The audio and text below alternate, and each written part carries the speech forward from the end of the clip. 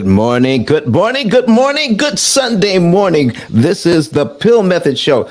My name is Don Daniel, founder of P.I.L.L Method International, a better way to eliminate debt. P.I.L.L stands for prepayment of principal, isolating the principal amount, leverage, and liquidity. This morning, we're going to be talking about, is investing these days too risky? We've got a special guest coming on, and his name is Perry Jeffries. If you're listening to us on Clubhouse, come on over to YouTube because we're getting ready to discontinue the audio on Clubhouse. So we'll see you over on YouTube.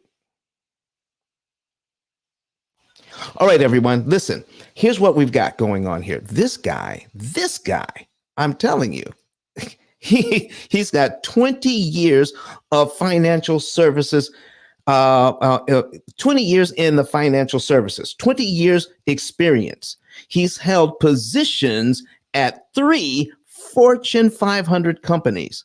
He has his Series 66 license, his health and annuities. He's a chartered retirement planning counselor.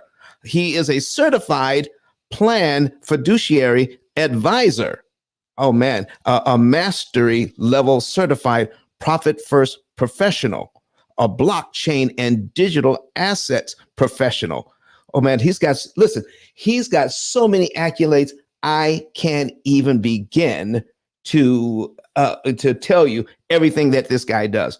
But one thing you do want to know is he's going to cover some vital steps, at least 6 steps you're going to want to know how to get into investing and building wealth for your family, for your business, for your church, whatever it is.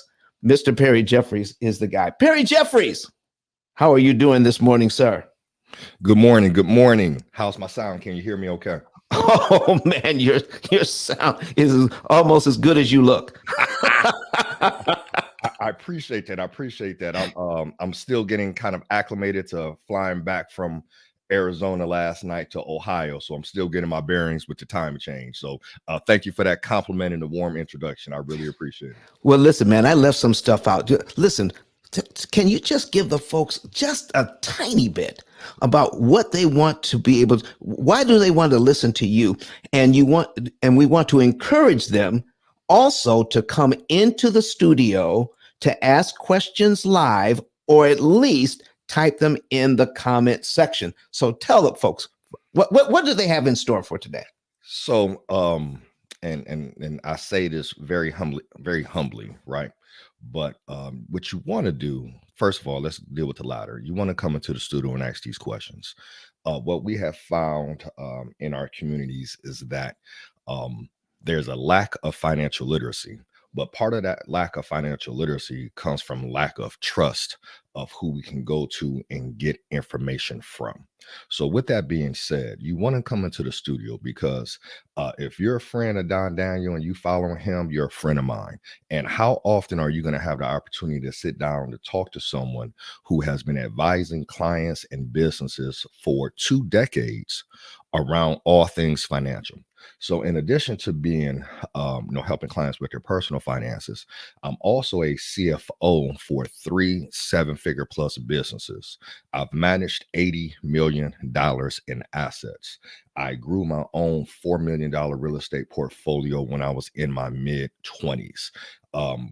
Here recently, we've helped clients acquire hundreds of thousands of dollars in working capital to go out and create their wealth.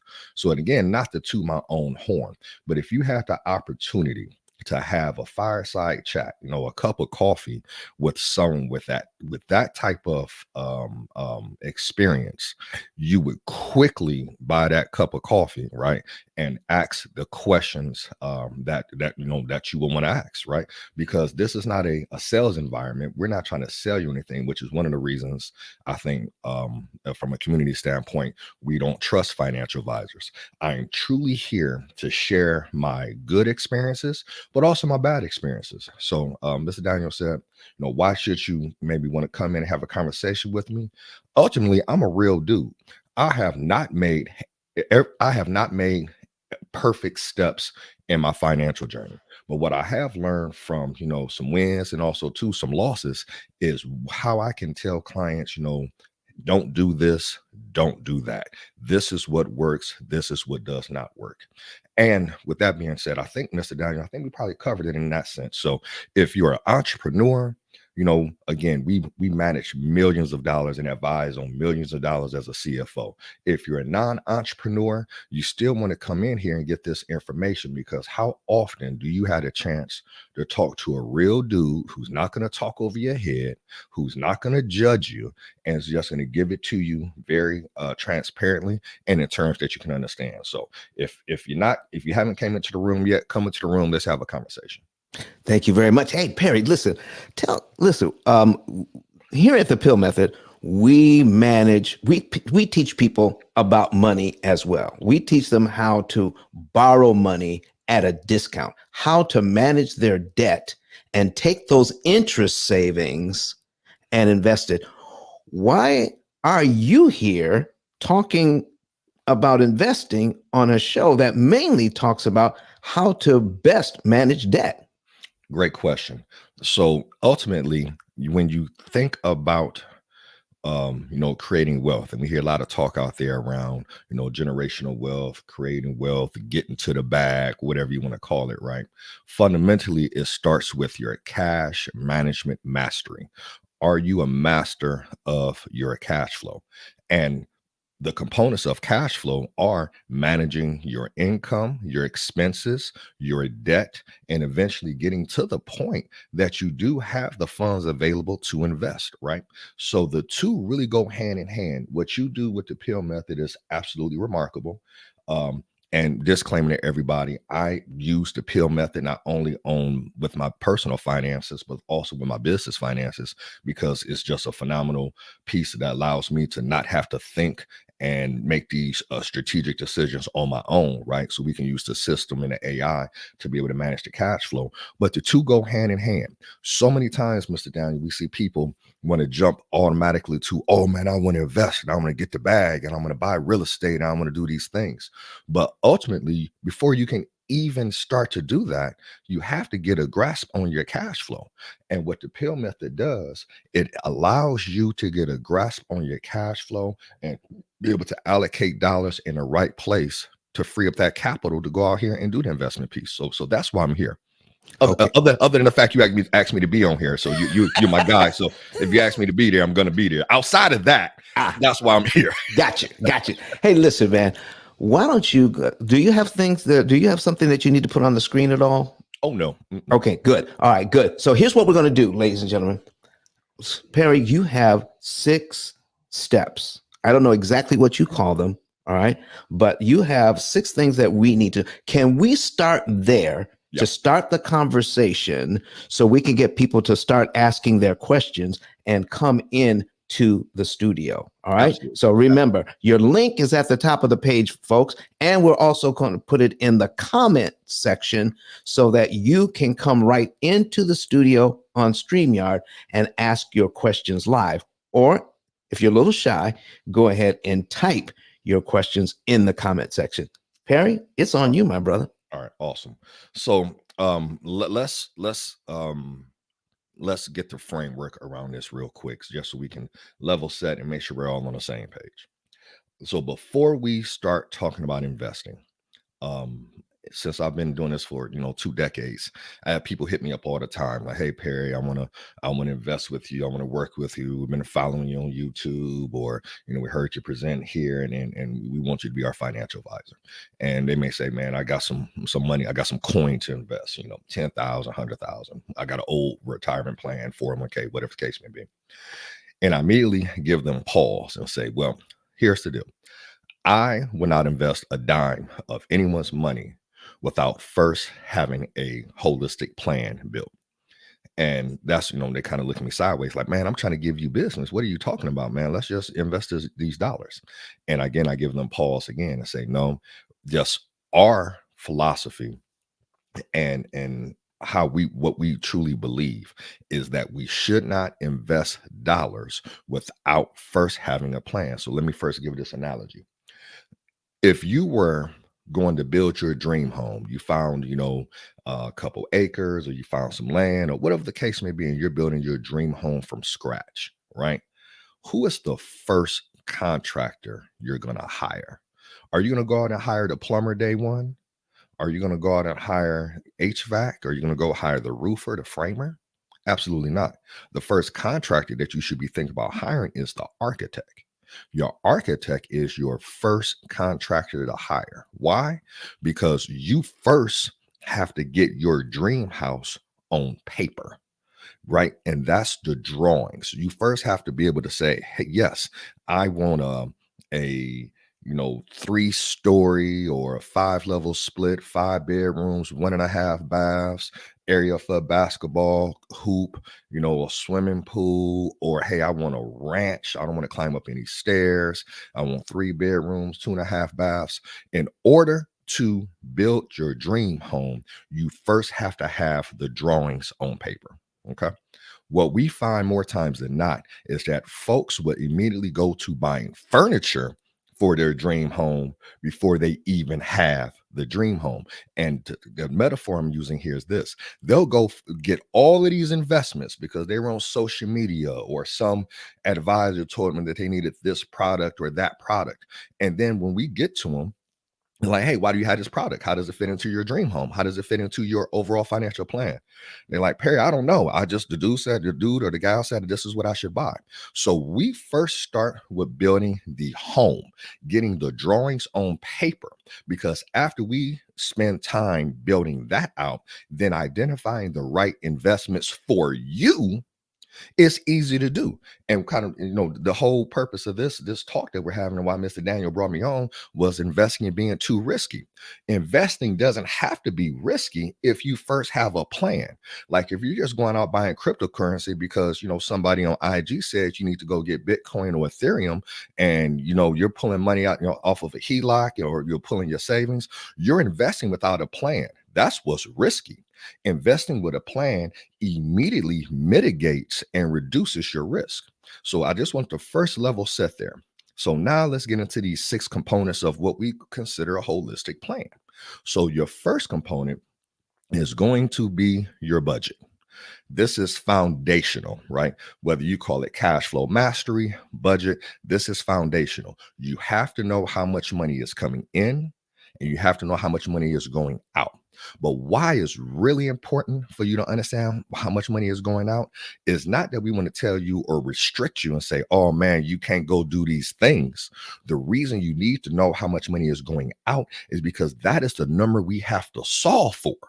So case in point, if we know that, hey, your lifestyle expense is, because you've done a good job understanding your numbers, and we know that your lifestyle expense is $5,000 a month, well, then we know that's a number that we need to go and replace. We need to replace $5,000 a month. And how do we go about doing that? That is immediately going to give us a GPS or a path forward to determine what is the best investments for us, right? So the first component is your budget, your cash flow. Your second component that we need to really get our arms wrapped around is your insurance, right? So not just in, let's say, risk management, for lack of better terminology here, right? But in simple terms, insurance. Is your life covered? What happens if you're no longer able to work? Have you protected some of your assets from a principal standpoint, right? So now we want to make sure that we're managing for the risk, because this is what we know: bad things happen to good people all the time. So we have to plan for that. The third piece we start to plan for is, I've moved past using the word retirement. I don't like retirement planning. And let me tell you why. So just a quick aside here. Retirement planning immediately creates this vision of, yep, I'm going to retire when I'm 60, 70 years old. I personally think that is trash. I no longer subscribe to having to work till 60 and 70 years old, right? So what we like to use instead of retirement planning is work optional planning, right? So what number and what do we need to do to become work optional as quickly as fiscally and humanly possible? So let's put a pin in here for a second. I'm gonna go through all of these here. So Just to so summarize so it here. since we're putting a Go ahead. pin in, and Yep. Perry, listen, Folks, if you think you're going to try to remember all of this, I don't care. Listen, this is going to be recorded. It is going to be up, but you need to start writing this down yourself. Start taking notes. Even though this is a recording, you can play it back anytime you want. But I'm telling you, when you start writing things down, it matters. I mean, it sticks in your brain a different way. And so I'm going to listen. I got some questions already, but I don't want to interrupt your flow, Perry. So go ahead and continue. I just wanted to tell the folks they need to start writing down and get in here and start asking the questions themselves. Absolutely. Absolutely. No, absolutely.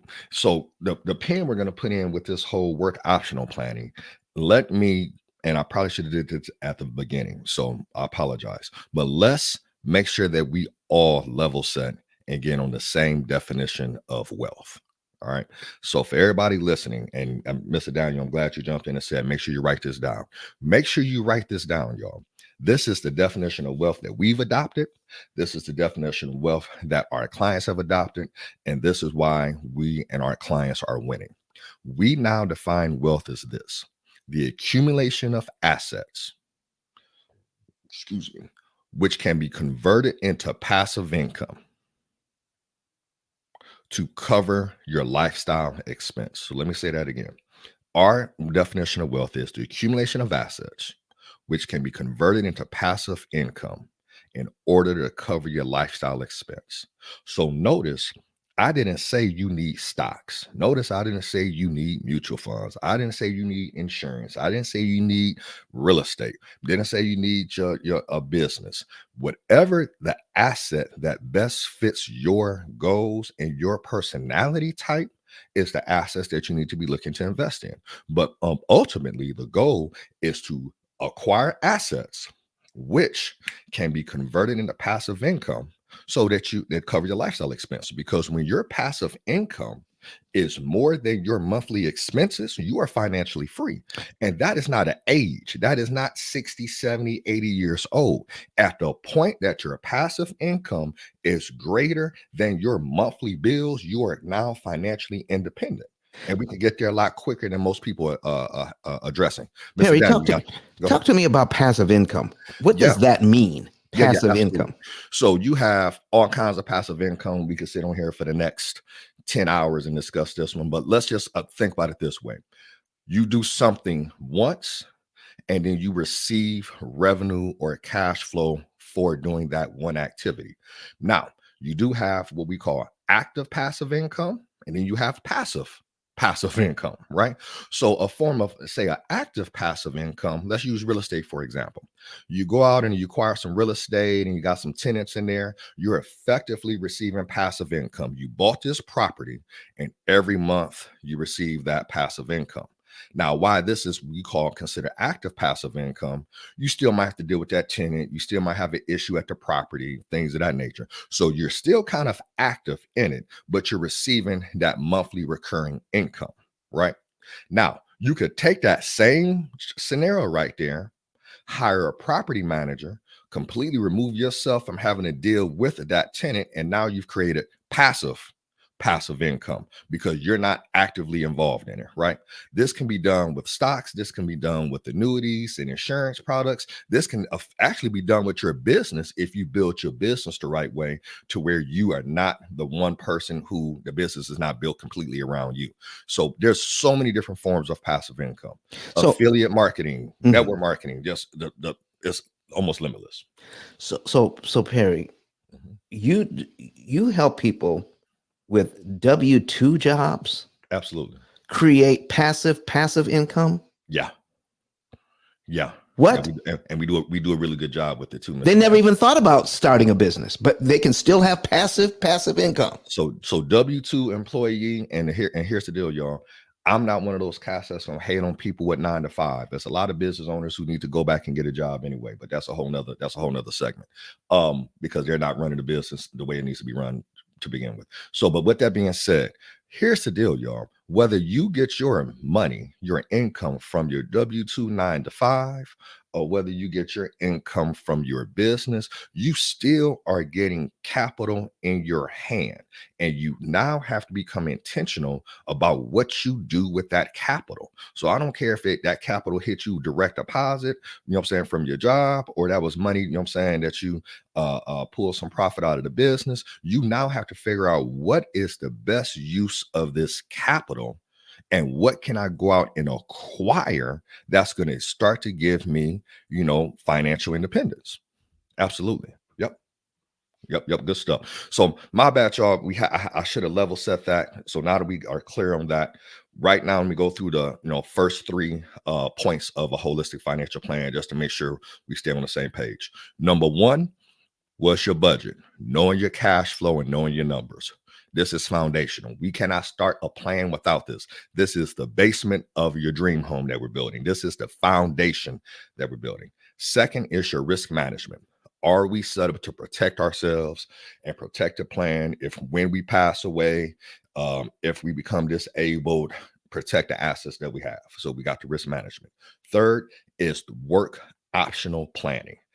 After we have a grasp on our cash flow, after we've addressed the risk and the things that could stop us from, acquiring assets, things of that nature. Now we look at what is our work optional number, and we start to build a plan around how to become financially independent.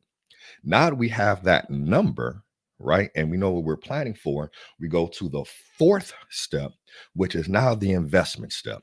Okay, I have this money. I know the number I need to solve for. I need $5,000 a month today. Or if I want to be work optional in the next 5 or 10 years, if that's your goal, okay, with that 5,000 added inflation to it, maybe it's 6,500 in 5 years or 7,000, whatever you're planning for. Make sure you plan for that inflation number. And now you start to identify what investments work best for you. So here's the deal. Every opportunity ain't for you, right? So there's so many different ways to invest. And all of them are not for you, because if they were all for you, then none of them are for you. It's one of those type scenarios. So now that you know your numbers, you know what you have to solve for. Y'all, this is really just basic math.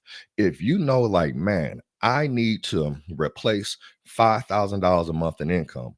Now let me go and identify the assets that can do that. And then you start to double down and acquire those assets. For some, maybe it's a dividend stock, maybe it's a mutual fund. For some, maybe they're like, man, I don't want to touch the stock. I want a hard asset like real estate. For some, hey, I'm just going to go all in on my business. But regardless, now you know what you need to solve for. And now you need to know where you need to invest your dollars.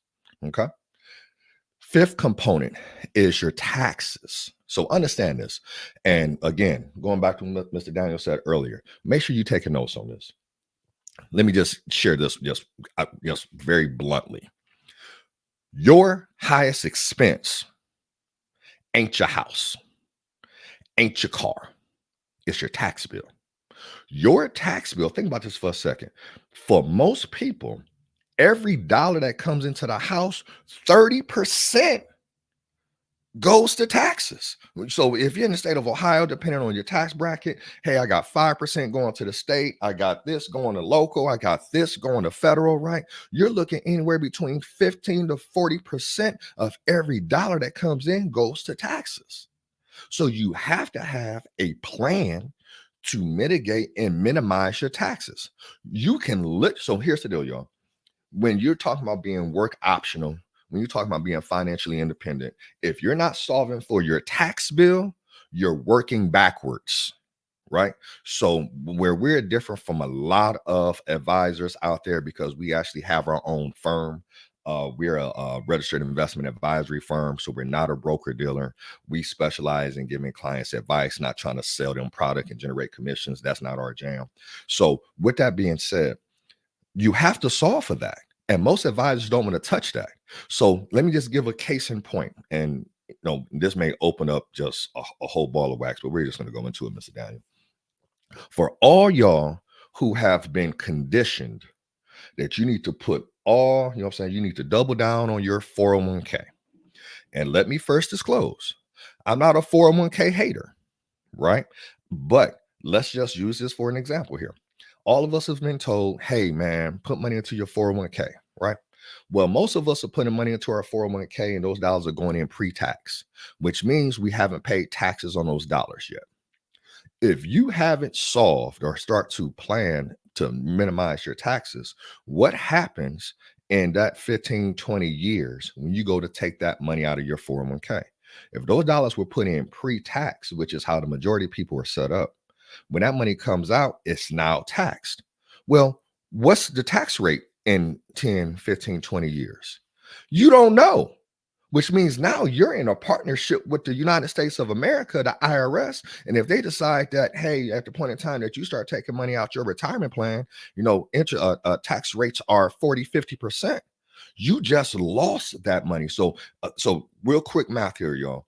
You're putting money into your 401k and you're in a 25% tax bracket. And you're like, ooh, I saved on taxes because I put money into my pre-tax 401k. And then fast forward, 20 years, you go to take money out, but now tax rates have increased to 50%. How much did you lose? You're down 25%. Quick math, right? Because now every dollar that comes out is being taxed at 50 versus the 25 that you save. So you have to plan for taxes, right? Every transaction you have, every transaction you make is going to have a tax implication. And if you're not on point on that, then you're losing it a little bit. I'll give one other example why it's so important to plan for taxes. I remember was that around the pandemic time there, Mr. Daniel, everybody's going crazy off of AMC stock and the AMC stock and the other video store stock, and people just losing their mind over it, right? And like, oh man, so everybody had these brokerage accounts, okay? And then the stock inflated and then they sold out and they're like, oh, I got the bag. And I'm sitting on the sideline saying, I sure hope you plan for taxes because you didn't hold that stock for 365 days. That's being taxed as ordinary income. So that bag that you got, I hope you ain't spend the whole bag because you owe taxes on the gains that you made, right? Now, you could have ran that same strategy in a Roth IRA and had no taxes. But if you're not planning, if you do not have the architectural drawings of your dream home or your wealth building vehicle, then you don't know that. So now, hey, yeah, I put in 10,000 in the AMC stock. That's cool. And it's up to 50. That's cool. So you sold it. All right. So your gains are 40,000. Yo, that's tax at ordinary income. Add that to your ordinary income base, right? And did you save that money? So again, you could have did that same transaction in a different account, bought the same stock and had a completely different tax situation. So you have to plan for taxes. All right. Last but not least, point 6 here is the legacy piece. So, it's Sunday morning, Mr. Daniel, and I'm gonna try to keep it clean. I can go off the rails a little bit sometime, but but here's the deal, y'all. I hear so much talk about generational wealth. And now I'm at the point now, every time I see generational wealth, every time I read generational wealth, I actually cringe because everybody's generational wealth. I'm breaking the curses, creating generational wealth. Here's the deal. Generational wealth, and write this down too, y'all. Generational wealth is created with paperwork. Let me say that again. Generational wealth is created with actually two things. Generational wealth is created with paperwork and knowledge. You are not creating generational wealth if you do not have the correct paperwork in place. If you have no wills, no trusts, no entities, no tax identifications, you have no beneficiaries set up the right way, you are not creating generational wealth if your paperwork ain't on point. You have to have the right paperwork in order to create generational wealth. And generational wealth, technically, is really created by knowledge. How you create generational wealth is by increasing your financial literacy and then passing it on to the next generation. That's true generational wealth. Because, oh man, I'm creating generational wealth because I got a life insurance policy. First of all, kudos to you having a life insurance policy. But here's the deal. Remember, that was like step 2 in this whole process. How dare you not walk around with life insurance if you're an adult, who can get life insurance. So you like, I congratulate you for having it, but this is just what responsible people do anyway. But let me go back. So you got this insurance policy, right? You pass and the kid gets, or your beneficiaries get $500,000 or $1 million or whatever the case, 100,000, whatever the case may be. If you have not taught that beneficiary what to do with those dollars will be gone faster than the road runner, you know what I'm saying, on Saturday morning cartoons. Okay. So that's where generational wealth and legacy is created. You didn't create legacy just because you got an LLC and like, oh, I'm creating generational wealth. No, generational wealth is included with having your T's crossed and your I's dotted on your paperwork, and also too by growing your financial literacy, which can be passed on to the next generation. So again, that's just a quick aside. So let me summarize this because I know we kind of veered off and have some tangents there. Here are your 6 components of a holistic financial plan. Number 1, budget and cash flow. Number 2, risk management. Make sure you have the right insurances and you're protecting for the downside. 3, work optional planning, really understanding the number and the amount of income that you need to have in the future. Start planning for your future income today. Number 4, now that you've planned and you have your number, now you know what assets to go out and identify that's going to get you to that number as quickly as possible. So now you have an investment strategy, right? Number 5, you have to plan for taxes. You have to plan for taxes. You can have the best investments in the world in a wrong account and get slammed on the taxes, and now half your money is gone. And number 6, the legacy plan. And this is the roof of your dream home. This is make sure the paperwork is on point, that you can transfer assets to your loved ones, that you can really create that legacy piece and protect yourself as well. So those are your 6 components of a financial plan. And to really kind of put that, that period on it, this is the process anyone has to go through before we invest a dime of their money, because we need to be crystal clear on all 6 of these components so we know where the money needs to go. And that's why we literally turn people away who just come to us and say, hey, Perry, I want to invest some money. We don't invest anything without first having a holistic plan, because if you have this plan in place, you don't even really need me to invest the money.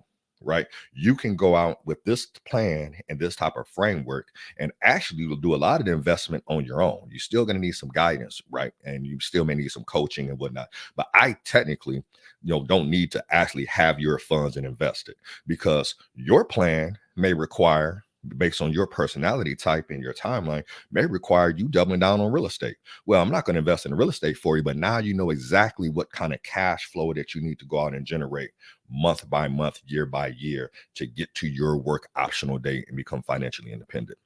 Okay, I'm going to be quiet and allow for some questions. Because listen, I've got a ton. I got a ton already. But first of all, but before I jump in, somebody may need to jump off. Do you charge for consultation? I do not charge for consultation. Consultations are complimentary. Okay, all right, complimentary. So we've got a link in the chat already. If you want a consultation, you can sign up for that, and you can put your own consultation on the on your calendar. Correct? That is correct. All right. So we've got that in the chat already, and we're going to put it back in there again. So you'll see it says consultation if you want to get a consultation. So don't forget that. So first of all, I want to talk about the word budget. Yeah.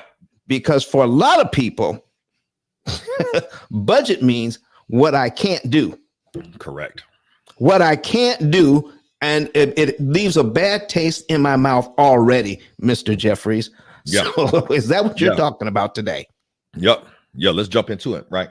So we've been conditioned, and this is something that we need to unlearn, that budget is a form of restriction. We've been conditioned. We're like, oh man, I gotta go on a budget. I can't go buy my Jordans. I can't go out to eat. Somebody said, if I don't drink my cup of coffee, every day at Starbucks, then I'll be able to retire in 50 years, right? So that's how people think about budget, right? So no, we don't want to think about budget that way. We want to unlearn that. How we want to think about budget is just literally giving every dollar a job. So that's how you want to think about budget. That's how we think about budget. And that's how we train, and that's how we coach our clients and things of that nature. Think about this. Budget is just simply mastery of what's coming in and what's going out, and giving every dollar a job. Let no dollar go unemployed.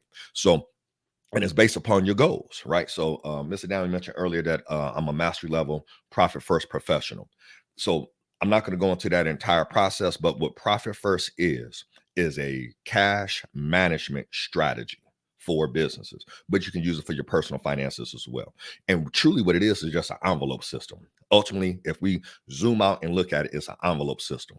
So budget is this: hey, this amount of money came in, and I got some envelopes here. I got my savings envelope, my investments envelope, my monthly expense envelope, my go out and buy fast food so my wife don't know about it envelope. I got my vacation envelope. So that's the budget. It's just, hey, this money came in and it's already predetermined where these dollars are going to go. Right. So budget simply is just giving every dollar a job.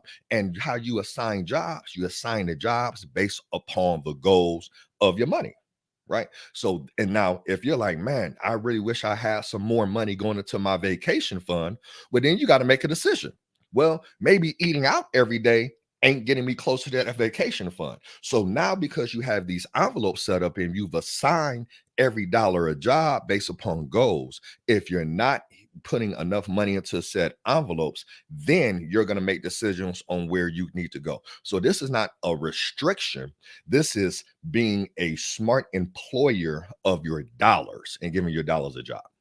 Wow. Listen, man, the P.I.L.L method is truly blessed today to have you come in and talk about, as an expert on investing. We also have another expert in the building right now on credit. I'm talking about the number one credit educator You better not be in my the guy. U.S. You In better the not be my U.S. guy. Yes, it's your guy. It's your guy. Let's bring him in. Let's bring him on in. The number one credit educator in the whole United States, What's up, with baby? two What's books out happening? there, Mr. Flame Newton. Flame, what brings you in here today, man? Man, how you guys doing? First of all, how you guys doing?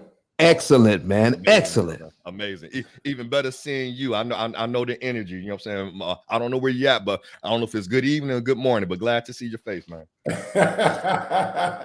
Yeah, man, I'm out here in Arizona, man. Listen, for the people that are listening right now, I'm gonna let you guys know that you're dealing with two of the best guys, man, I could possibly find, Don Daniel and Mr. Perry Jeffries.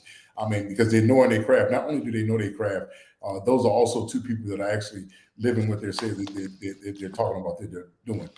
So I gotta definitely always make sure that I come into them and let them know this right here. Give them they shout outs one time for that, man. Man, just glad to be here, man. Glad to participate in any way I can, man. I love this. I love this space. I love this opportunity with you guys. Hey, listen, I want to talk about this for just a second, Perry. We're gonna dovetail all this stuff together. And when it comes to you're talking about budgeting, mastering your money, and with Flame, we can talk about leveraging credit.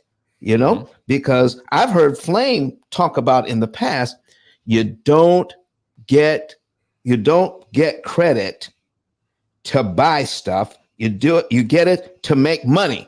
I listen.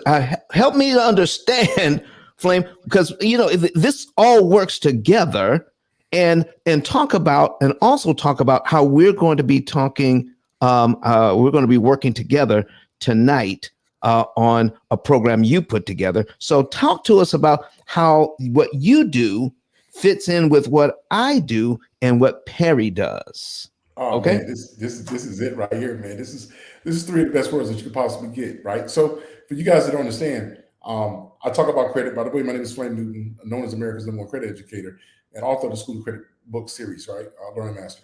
With that being said, right, how this whole stuff works with this whole credit stuff. I want you guys to remember these two rules. There are two rules. The first two rules that I want you guys to have, now guys, I want you to understand these two rules in its entirety and its incompletion. And then you're going to see how all of this stuff ties in. The very first rule that I want you to understand is that money comes at a cost. I want to say that again. Money comes at a cost. I want to make sure that you guys understand this very clear. Money comes at a cost. Money is a product. Don't let nobody confuse you. Money is a product. Just like how you can go into a Walmart and you can pick up items off the shelf, just like how you can go into your local 7-Eleven and you can get a soda and some chips, and maybe some peanuts. Maybe you're the type of person to go get a pack of cigarettes. I don't know what it is, right, that you get. Those are all products. Those are products, right? Money comes in the same way. Money is a product. So the number one thing that you got to know is that if money comes at a cost, you must know how much your money costs at all times. You must know how much your money costs. Money comes at a cost, so you got to know the price of the money, right? Because if it comes at a cost, you got to have a price of it. So what does that price dictate, right? And that's what the first thing that you got to know. Number two is that you only use borrowed money to make money. That's it. So your only advance with credit is for one reason. You only use credit to make you more money. That's it. Let's get all that confused. I get it. You want to look like you got money, and it's good to have some nice threads, and I respect that, right? It's good to drive like you got some money. Listen, as a matter of fact, I like that new car that you got. Perfect, right? It's good to live like you got some money, right? But listen, the number one goal in this thing is to use other people's money to make more money for yourself. You take the profits off of that money and buy those other things that you want, that you love and enjoy. So now where are we going to get into with how all this stuff wraps in is because in order to get to this particular point, remember the very first thing I said, that money comes at a cost, right? So the higher that your credit score is, the lower that you're going to pay on the amount of money that you're going to borrow, right? But in order to get to that particular point, right, you need a guy like Mr. Perry Jeffries who could come in and say, hey, let's wrap this into this sequence let's wrap this up into this sequence of stuff. And that one sequence is saying, hey, if I'm late on this bill, right, which is going to affect my credit, maybe I might have to go in and maybe I might have to do some budgeting. Maybe I might have to go in and I have to take a reevaluation of the things that are important. And that's where Mr. Perry comes in, because now things that you thought were important may not be as important as you may think they were and once were, right? So we got to make sure that we've gotten our finances, we got our stuff in error, because you got to see the long-term goal. Now, within that same sequence of the money, right? Now you get into Mr. Don Davis with the P.I.L.L method. Is now he's going to show you about the price versus the cost. Right, and he can break that down so eloquently, is showing that, hey, over a period of time that you're paying for something, so just like that automobile that you're paying for, right, and you got that automobile on the 6-year, 7-year, 8-year plan, when you actually purchase that, when you're talking about a 60-month, 72 or 84-month plan, when you actually purchase that car, now you're going to be able to know how to pay the money in which you owed, because there's a sequence that you have to pay it in order to get the lower cost on the money that you're actually paying for. So listen, man, I can talk about this all day. Listen, I'm just excited to be being here, but I want you guys to see how those things actually lines itself up correctly with those three. Because once you understand Mr. Perry Jeffries' part about where that money is allocated to and about the strength of it, then you can collect that over here and say, hey, it comes at a cost. Now you can say, hey, I got to pay less money because there's an item. And this is, and watch this, Mr. Don, there's an item. This item, and just for the purpose of the story, let's call it an item. I don't know what you want to call an item. I call it a car for that matter, right? So within this car that you actually have with this car is a $30,000 car, right?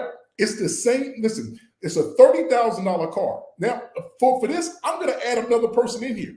I'm going to call these two guys. I'm going to call one called Peter and the other one called Paul. So I like Peter and I like Paul. So I'm going to call one called Peter and the other one called Paul. Say they both bought the same car, the same color, the same mileage, the same exact terms and conditions with the actual car. They both bought a $30,000 car. So when they both bought a $30,000 car, at the end of a term, so let's give it a term. Let's call it a 72-month term.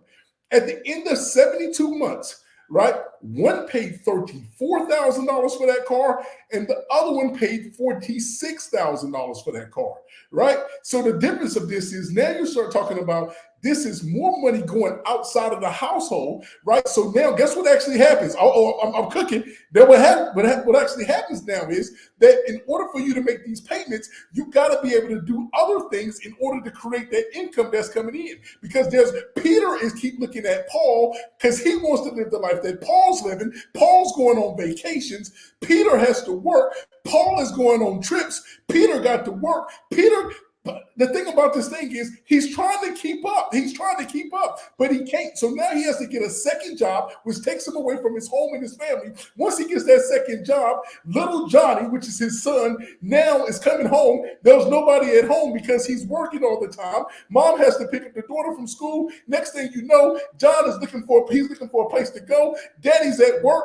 Daddy's at work trying to make extra money to pay on this car. While he's paying on this car, this extra money paying on this car, he's looking for he's looking for a role model of leadership. And guess who he turns to? He turns into the streets. And now, next thing you know, he's running with the riffraff. While he's running with the riffraff, when he's running with the riffraff, he ends up getting a charge. Not only does he pay extra $12,000 on the car that he's paying for, he also got to pay a bond or a bail because he just got caught throwing a rock at a car and breaking a window. See, all of this stuff adds up, baby. All of this stuff adds up. See, you don't understand when you take the person out of the home and you got to put them into a predicament where they have to work more and put more money in. Now the household is in disarray. Now the wife and the husband, now they're bickering back and forth because of the money is in there. Next thing you know, they got that heart shape and they got 3 Z's in the middle of the heart because now once when they was both taking pictures, now they both split apart.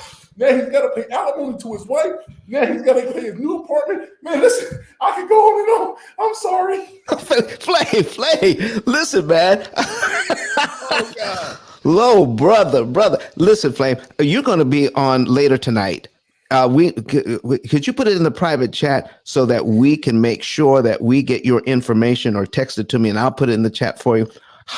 You're going to be on live later tonight.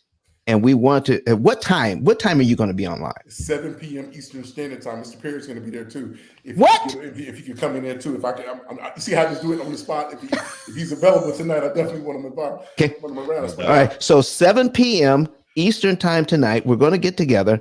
All right. And we just need that link so that we can put that up. Okay. I'm getting that to you now. Okay. Listen, man. So listen, Perry, he talked about some things that I got that's going to bring me right back to you. Yeah, all right. yeah, and I love this term. I love the term. Okay. Work optional. Yep. What? So little Johnny can have his dad at home and doesn't catch a case out there throwing rocks at cars. And now they got to spend money on a lawyer. So how do we get that work optional money? Yeah. Because that's huge. So I'm gonna go ahead and just piggyback on that energy that Flame just gave us, right? So Flame, yes. Thank you. You opened up the door for so much more of this conversation, right? I was gonna say this to the end, but you opened up the door, so let's just jump right into it. So what I gave you guys earlier was the framework on how to manage your personal finances. But if you're anything like me, I'm 47 this year. After 20 years of being in this financial service industry, I decided after interviewing folks who were really wealthy and financially independent that I refuse to have to work till, 60, 70 years of age. So here recently, what we did was pulled in a ton of resources, a bunch of research on myself and on personal finances. And we created a system called WHAM, and that's short for our Wealth Accelerator Method. And with the WHAM method, this is for the high performers.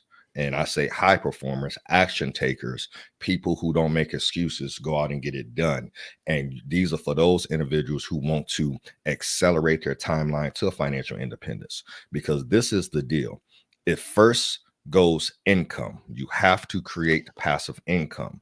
When you create passive income, to Flame's point, now you have more independence. There's no independence without passive income, because if you do not have passive income, you are forced to trade your time for dollars. And if you're trading your time for dollars, that means you're not independent. So when you increase your income, you increase your independence. When you increase your independence, you increase your impact. You can show up to little Johnny's AU game and coach the team. You guys can go on vacation. You can spend more time at the church, volunteering and things of that nature. So I want you to think about these 3 I's, and they go in this order. They don't go out of this order. There's no independence does not come before income. So it's first, get your passive income up, right? Income leads to independence.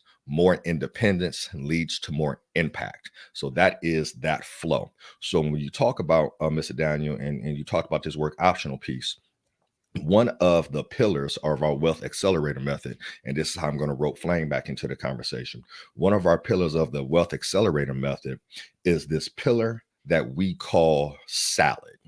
Okay. And it's going to be heavy, but y'all just bear with me for a second. We call it salad because that is short for systematic accumulation of leverage assets by design. So this is the wealth hack, and Flame spoke to it with respects to, I got his 2 notes down here. Money comes at a cost, and money is a product. And number 2, only use credit to make money. What we found as the wealth hack that the most financially independent people in the world use is this: they grow their assets, not to liquidate their assets in the future, but they grow their assets so that those assets can be leveraged, i.e., credit, OPM, other people's money, lines of credit, whatever the case may be, leveraged to then go out and acquire other income generating assets. So within this framework, it looks like this.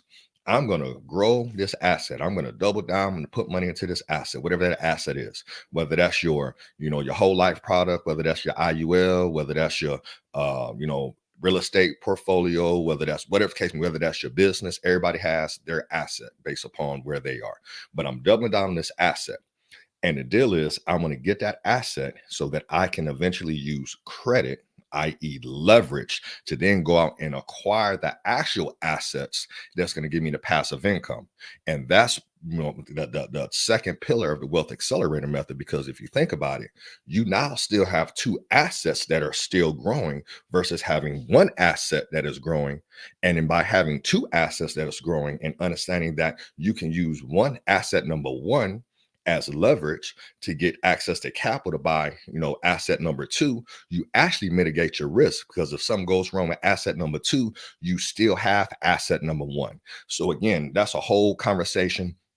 I go more into this training inside our Accelerate Academy. So if this is interesting to you, or you want to learn more, make sure you join our free Facebook group. Go to just facebook.com/groups/cash flow unlock and jump into the group and ask for information about our Accelerate Academy. So this is what we do we have people come into the academy. It's an 8-week cohort, and we go through how to implement this piece. But it was so dope to have Flame on here, because really that's the move. When you get that down, when you start to really understand that money piece, now you can accelerate your timeline to financial independence. So now you have this asset. Now you're using credit, i.e. leverage, to then acquire this other asset that's going to give you financial freedom. Now you have 2 assets that are growing simultaneously. You've condensed that time frame, accelerated your timeline to financial independence, and now you have your 3 I's.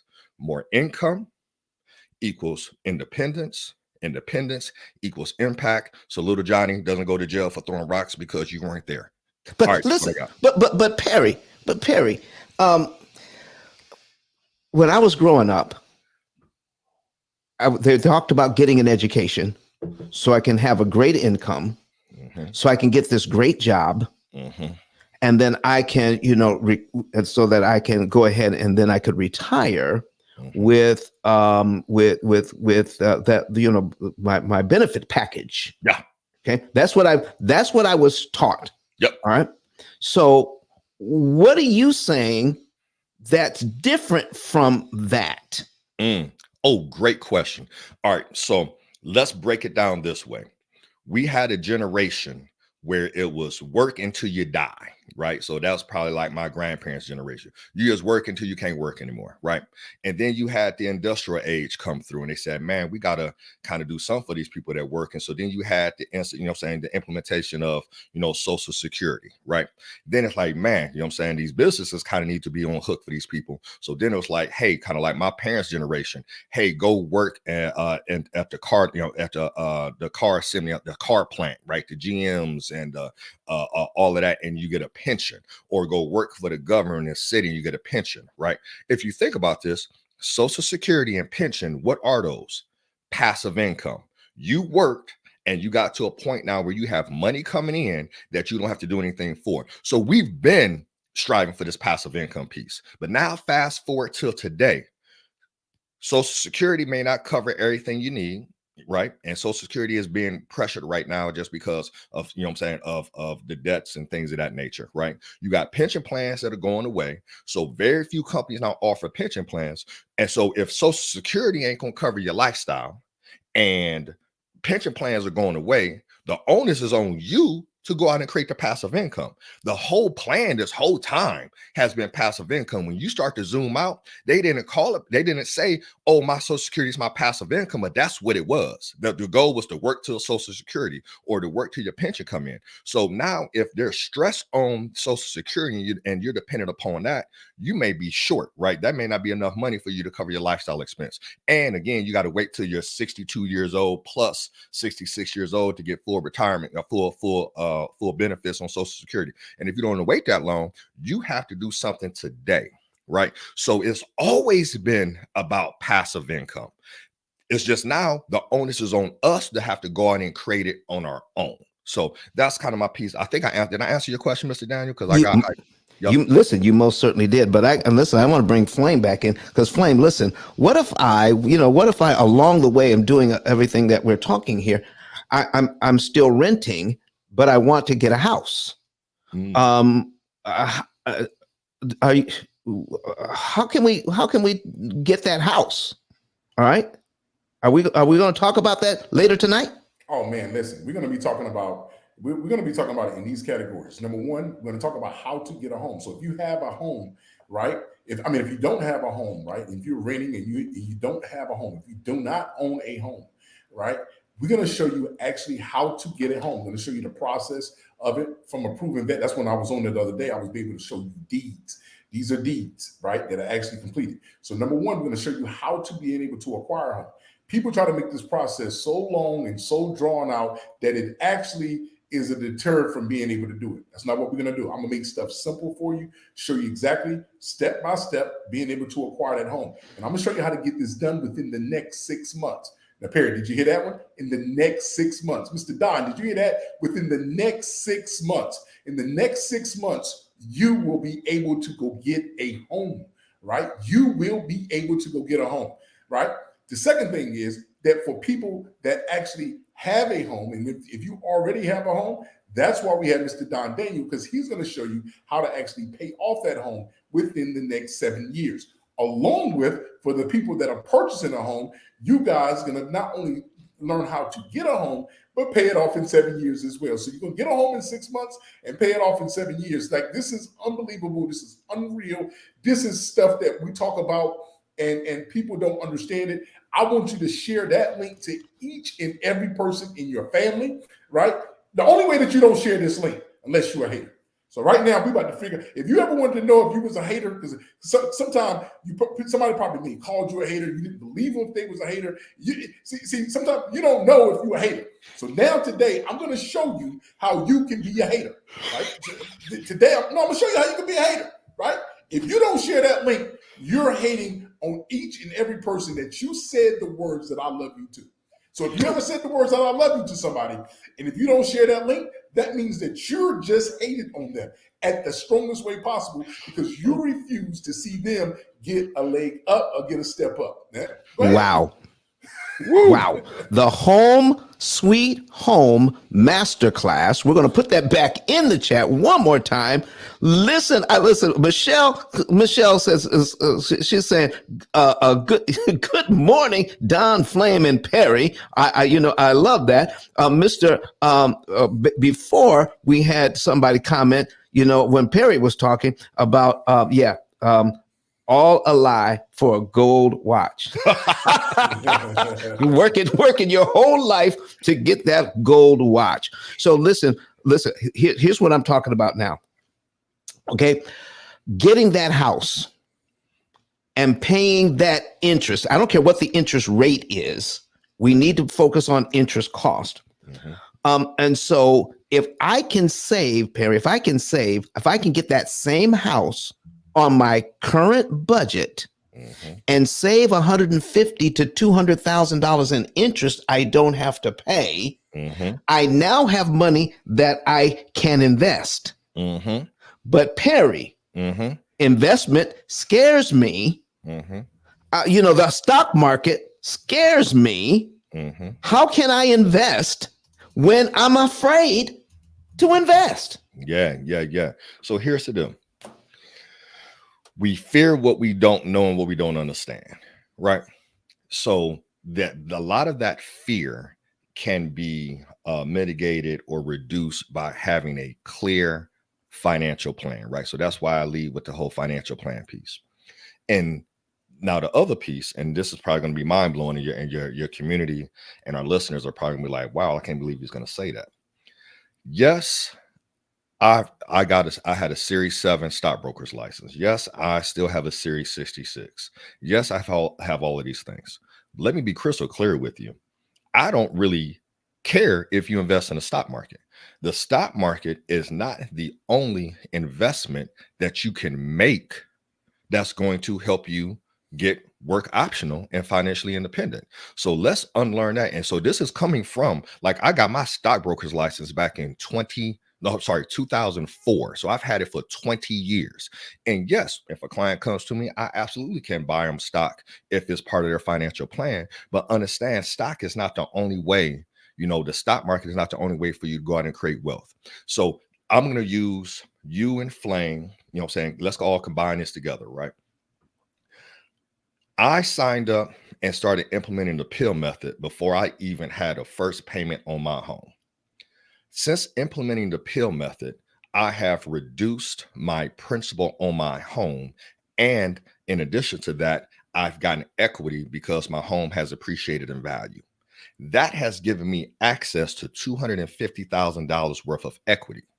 So I am now sitting on $250,000 worth of equity because I implemented the P.I.L.L method, and my credit was on point to allow me to get this loan, which now gave me the credit, allowed me to now get this line of credit. So I'm sitting on $250,000 of actual capital that I can now employ to go out and acquire another asset. So literally at 3:00 today, just got a text from a realtor. My wife and I are going out and looking at multi-units. Now, granted, I'm a stock guy, but I'm not a stock guy. That's just something I've learned, and it's a resource for my clients if that's what they need. Everybody doesn't need the stock. So to answer your question, one, when you have a plan, you reduce your risk. Two, don't let nobody tell you that you have to invest in the stock market to create wealth, because that's not true. I have sat down with 3 colleagues of mine, and let me break this down for y'all.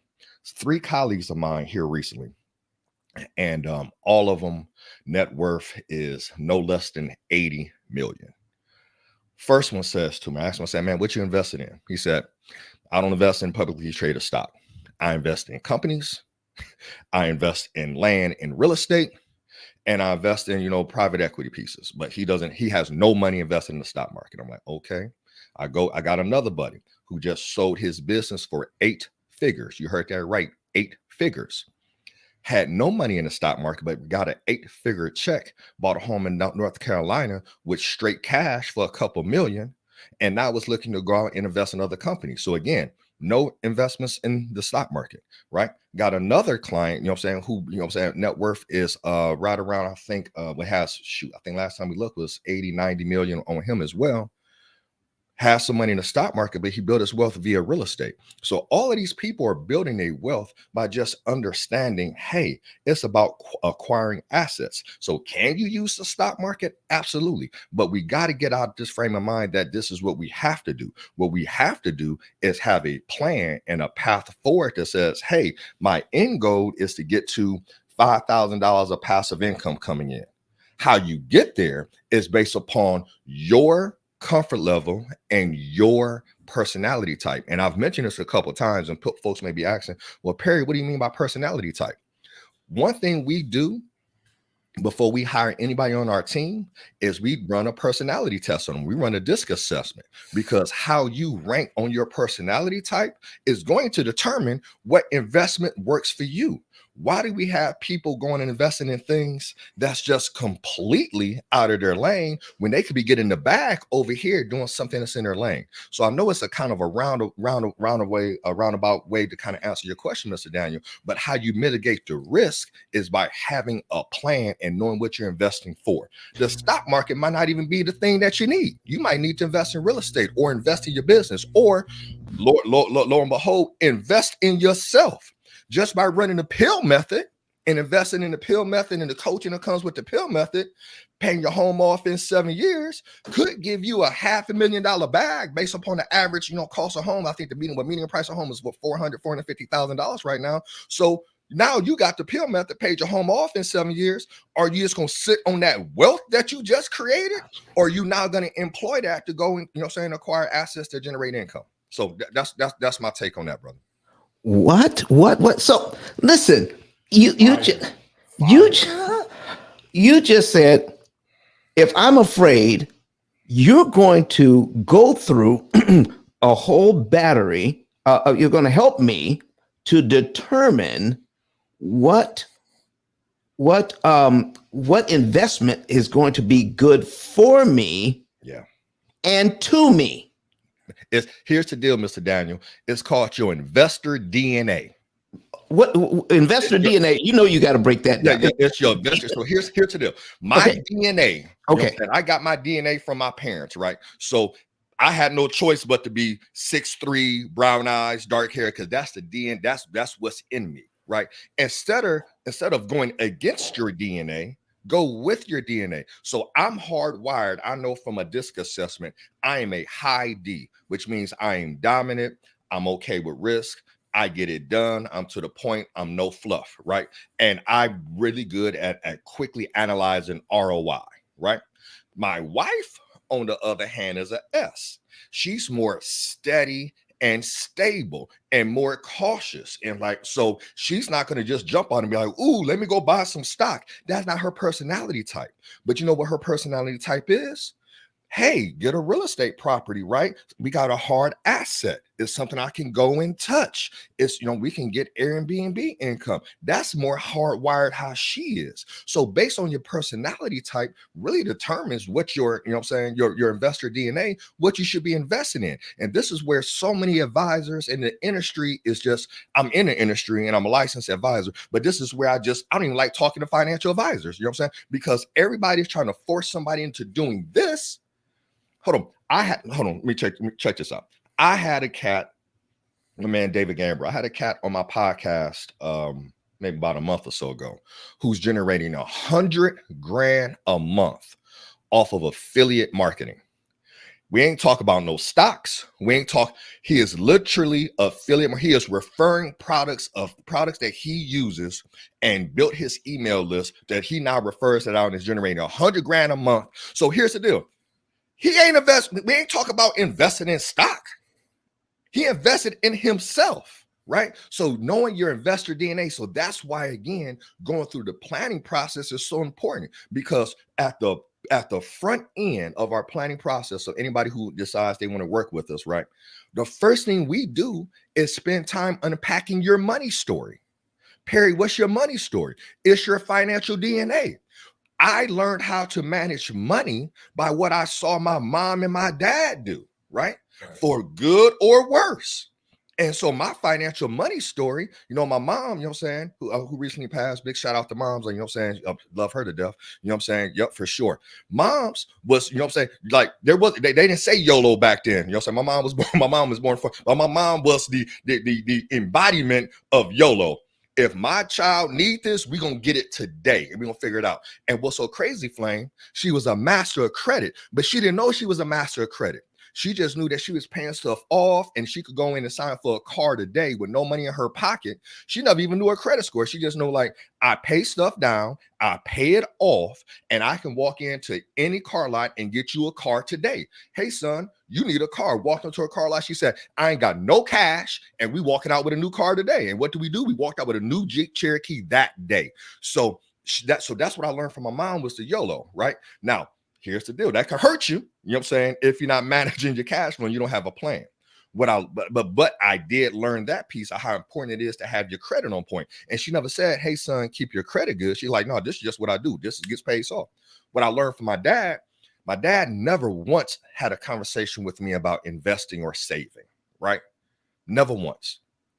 But what he would say to me is, "Hey son, you need to have A, B, and C, and a D hustle." You know what I'm saying? We Northeast Ohio, we hustle. You know what I'm saying, right? So real, but that was his deal. But what was he telling me? Hindsight being 2020, multiple streams of income. He just didn't know what the passive income hustles were. All his hustles was trading time for dollars. So what did I learn? Man, I need to be getting paid 3-4 different ways. So when you start to connect the dots, right, that's my financial DNA. So I had to kind of unlearn some bad stuff, but still take what's in my financial DNA. So I'm hardwired to go get it. That's my hardwiring. My investor DNA is go get it.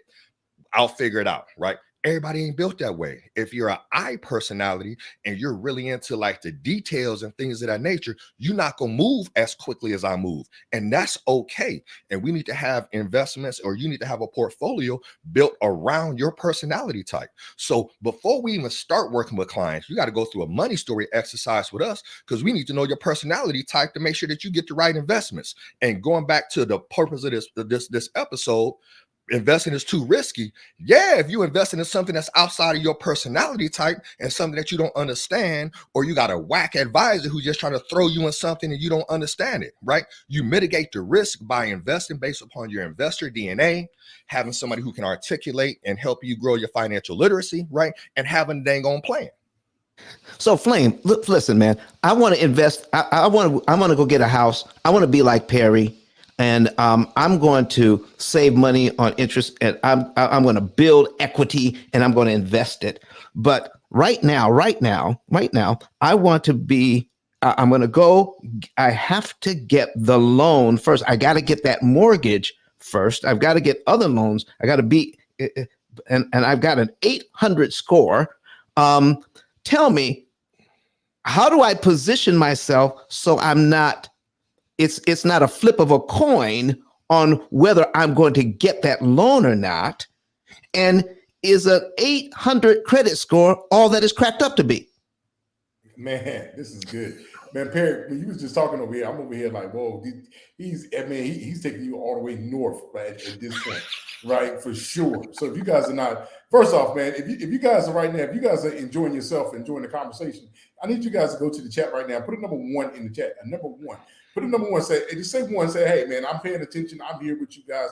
Put that number 1 in the chat. I got to see them number 1s. Those number 1s got to flow in. Listen, let me show you how this stuff works, right? And that's exactly right when it comes in. That's exactly right when it comes into everything that we're talking about.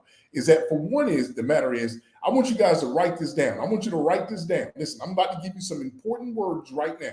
And these words right now, they would desperately and they would desperately and directly change your life instantaneously. Listen, I didn't say getting ready to, I didn't say fin to, I didn't say none of that. I said instantaneously. And what are those words? It's not about how much money you have. It's all about how much money you have access to. I'm say that again. It's not about how much money you have. It's all about how much money you have access to, the accessibility to money. So you can do all this, and when you start to talk about that, when you start to talk about Perry, when you start talking about his eyes, the income, and you start talking about the independence and all of these things, right? But when you have access to more funding, that's what changes everything. Your lifetime, your life instantaneously changes when you have access. See, if somebody called you right now, I'm talking about instantaneously right now, somebody called you and told you right now, say, listen, my son is in jail. Like, remember Johnny? Johnny's in jail. Johnny got an armed robbery charge. He done moved up on charges now. He done got an armed robbery charge now, right? So now he got a bond, right? He got a bail right now of he got a bond right now of $150,000. But Pop's got a 4-unit right now, a 4-unit that he's gonna let go right now for the low. I'm talking about low. It's $150,000.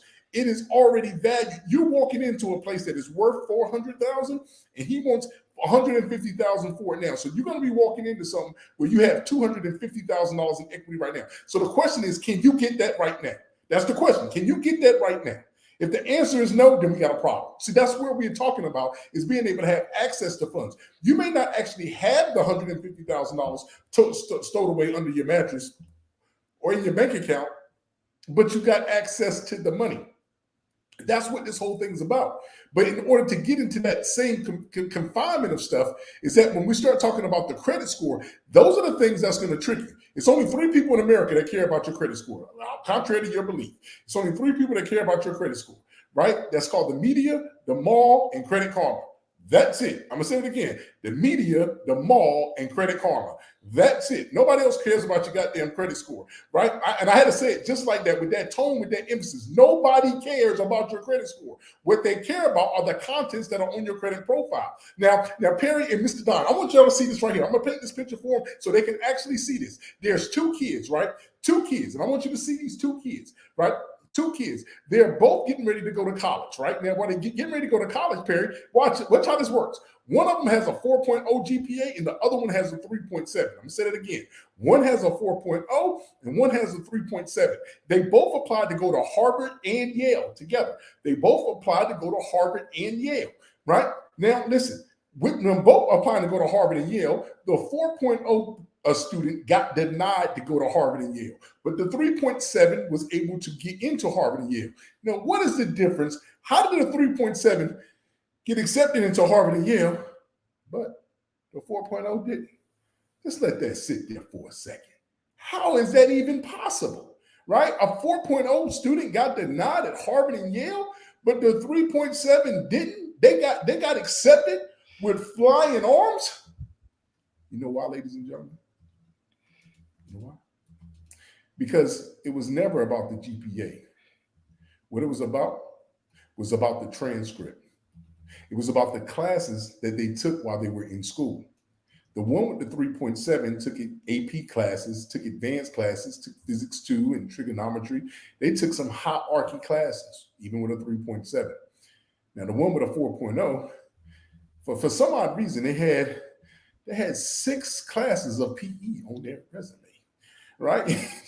They had arts and music and all that kind of stuff that was on their class schedule, and their highest math class happened to be in Algebra 1.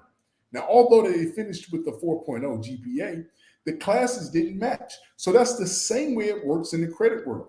So it's not about the actual credit score, it's about the contents in which is on the credit profile. So when you guys are looking at your credit profile, if you guys have one account on your credit profile and you may have that luxurious of a 750 or 770, but you can apply for somewhere and you may get denied. But the one with the 680, maybe he got a 675, that person would get approved. And they would get approved because they have 12, 13 different lines of credit on their credit profile. They got credit cards and cars, and they got loans. They got all type of other attributes that are on that credit profile. So when they're on there like that, what happens is people, the lending institutions are able to look and say, hey, you know what?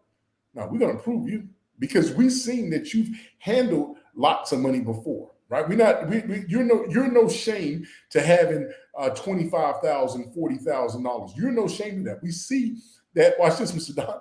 We see that you have a mortgage on your credit profile. We've seen that you had a $300,000 mortgage before. We also seen that you have lenders on your profile, which we love. The ones like the Power 8 banks, which I like to talk about, the Cities and the Capital Ones and the Truists and the PNCs. Like you got quality of content on your credit profile. You just don't have fluff. And so those are the things that we're talking about, is that in order to not get denied, you have to focus on making that your credit profile your focal point. So when you go into places that you can come out with like Perry's mom, and making sure that you're able to get the car that you want, able to make sure that when it's a time of need that you need something, you're not sitting there twiddling your thumb, right? You're over there making something happen, and you're going to go get that. You're going to be able to get it. So once again, I'm going to say this again so you guys can hear me. It's not about how much money you have. It's all about how much money you have access to. And the way that you get access to funding is to making sure that you have a solid credit profile, the contents that's on your credit profile, as opposed to your actual credit score. Wow, Yeah. wow, wow. Mr. Daniel, do I have it? I got to add to that a little Come bit. on, man. Go And ahead. I can't do it. That's why I try to stay away from Flame, because Flame had you in a space where you just get talking all day. I'm checking the battery on my computer, make sure I'm still good. So I got to lean into two things that he said right here. And Flame, that analogy of the credit profile was absolutely genius. I'm going to add even something else to that, right? So you got your 4.0 student and your what you say, the other one had like a 3.7, 3.8. Yeah. Part of your profile when you're applying is also too based upon your activity. So you can have a 4.0 student and all they did was the books, right? And they just aced their classes. But you could have that 3.7 or 3.8 student that was a part of the debate team, played sports, volunteered, all about the profile. So I just thought that was just absolutely genius. And I just have to just say something to that, that was such a great analogy. And it's like, that's immediately where my mind went to, is who is the most well-rounded. Yeah, you got a great GPA, but how well-rounded are you? And that's kind of how I think when you guys talk about credit profile, is how well-rounded are you? How many lines do you have? Have you paid on those lines? Just all of those things. So just great job on that piece. And the other one I just want to add to here and really kind of dive into our wealth accelerator method is you want to be a collector of capital, right?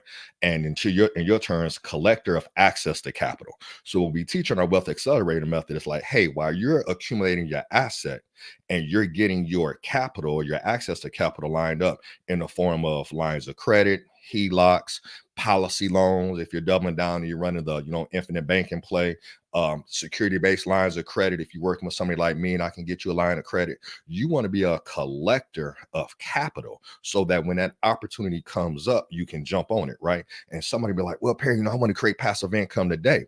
Well, I appreciate you want to create passive income today and get financially independent as soon as possible. But right now, you're on a 40-year plan. What if it's a 10-year plan? So you may take time just to grow your assets, get your credit profile together, start to get access to capital, but you want to have access to that funding because it only takes a couple of transactions to become financially free. And what I mean by that is this. Let me break this down here for you. I had a client who came over and we did a VIP day where we sat down for 6 to 8 hours and just jumped right into it. And after she started to understand her numbers, she realized she was one step away from being financially independent. When she walked in, she was just hoping to be able to retire, or become work optional in 20 years. After we left out of there, she's like, oh, I'll have this done in 2 years, right? Because what she didn't realize was her Airbnb, but that she had recently purchased, was netting $3,000 a month, right? Her monthly expenses was only $5,500. So literally all we got to do is get the credit profile, back, and not that it's down, but just get access to that capital, whatever that play is, using the P.I.L.L method so that we can leverage that property to go get another property. But literally all she got to do is buy 2 properties that's running the same play and generating the same passive income. So if we get 2 properties doing 6 and her monthly bills are $5,500, she's financially independent in 2 years, let alone, forget running this, hey, I got to work for 20 years play. So all of this ties together. And literally, that's why we have the P.I.L.L method as part of our wealth accelerator method, because we value that piece so much on how you can reduce your principal and not overpay. It's just, oh man, don't get me going. But I just had to jump in there real quickly, Mr. Daniel. I'm gonna pass it back to you. But that analogy that you use about the profile was absolutely amazing. That was absolutely genius. And I love that. It's not about how much money you have, but how much money you have access to. You want to be a collector of capital. You know what I'm saying? Because you might not need it now, but when you do need it, financially free might be, hey man, I got 100,000 here, 250 here, 50 here, and I'm gonna go buy this apartment building, which is giving me $6,000 in passive income. You could be free that day. Right. So understand we can accelerate this timeline, but you got to have a system in place. Listen, Perry, I've heard so-called experts online talk about this, and I've had people tell me this, and people who are certified in wealth management and wealth building, financial planners, they're saying, don't try to save money on interest on your mortgage. They're saying, take all of that money and invest it and just continue to pay because your interest rate is 7%, but you can make 8, 9, 10, 12% by investing. Yeah, just leave that mortgage alone. Just pay it for 30 years. I want to put something on the screen, Perry, and we're going to come back to you on this. So here's a $420,000 mortgage at 7%, and they're telling everybody, do not pay, don't try to manage this and grow your equity. Take that money and invest it instead. Every single dime you can. And listen, we're not trying to poo-poo the idea of investing. You want to invest according to a plan. You want to invest according to a plan.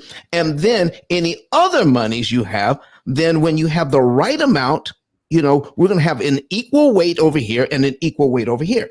So if you have the right amount going to debt elimination, now you're talking about interest cancellation. Let me show you just a couple of things on this $420,000 mortgage at 7%. The bank wants $585,000 in interest on this loan. Number one, it's not a 7% loan, okay? Because this number is not 7% of this number, okay, already. Okay.